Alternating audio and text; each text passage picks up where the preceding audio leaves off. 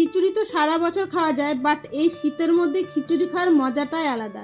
সেটাও যদি হয় এই জানুয়ারি মাসের কনকনে ঠান্ডা, আর যদি তোমার মনের মতন খিচুড়ি হয়, তাহলে তো কোনো কথা নেই। এক চাল ডালের কত রকমের খিচুড়ি হতে পারে আমরা সবাই জানি, ভোনা খিচুড়ি, ভোগের খিচুড়ি, আরও অনেক কিছু।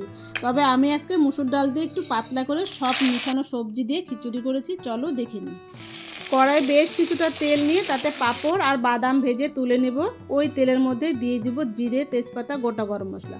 ভালো করে মশলার ফ্লেভারটা ছেড়ে এলে দিয়ে দেবো আমার কেটে রাখা পেঁয়াজ, রসুন আর কাঁচা লঙ্কা। ওটাকেও ভালো করে ভেজে নেব আর সামান্য লবণ হলুদ দিয়ে ভাজবো। আজকে 12 ডিগ্রি তাপমাত্রা, তাই সবার অর্ডার খিচুড়ি। আমি এখানে মুসুর ডাল আর ভাতের চালটা নিয়েছি, চাল ডাল সমান সমান নিয়েছি, সেটাকে ভালো করে ধুয়ে রেখেছিলাম। এবার আমি মশলার মধ্যে এই চাল আর ডালটাকে খুব ভালো করে ভেজে নেব।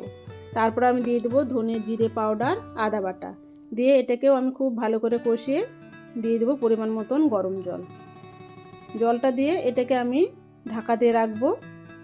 ভালো মতন যখন ফুটে আসবে তখন এটাকে চেক করে নেবে লবণ কতটা লাগবে। পরিমাণ মতন লবণ আর চিনি দিয়ে দিব। আর এই যে দেখছো বিশ্ব ব্রহ্মাণ্ডে যত সবজি তোমার পছন্দের সব দেবে, যেসবে তোমার অ্যালার্জি নেই। সবগুলোকে ভালো করে ভেজে নিয়েছি, এটাকে আমি এই খিচুড়ির মধ্যে দিয়ে দেবো। ঢাকা দিয়ে রেখে দেবো যতক্ষণ না সুসেদ্ধ হচ্ছে আর খিচুড়িটা একদম ঘন হয়ে আসবে। সব শেষে ওপর থেকে আমি ছড়িয়ে দেবো ঘি, গরম মশলা, ধনেপাতা দিয়ে আমি গ্যাসটা বন্ধ করে মুসুর ডালের খিচুড়িটা আমি পরিবেশন করেছি পাঁপড় ভাজা, বাদাম ভাজা, ডিমের অমলেট দিয়ে। ডিমের অমলেট আর খিচুড়ির কম্বিনেশনটা একদম অনবদ্য। বাড়িতে অবশ্যই ট্রাই করবে। রেসিপিটা কেমন লাগে আমাকে জানাবে।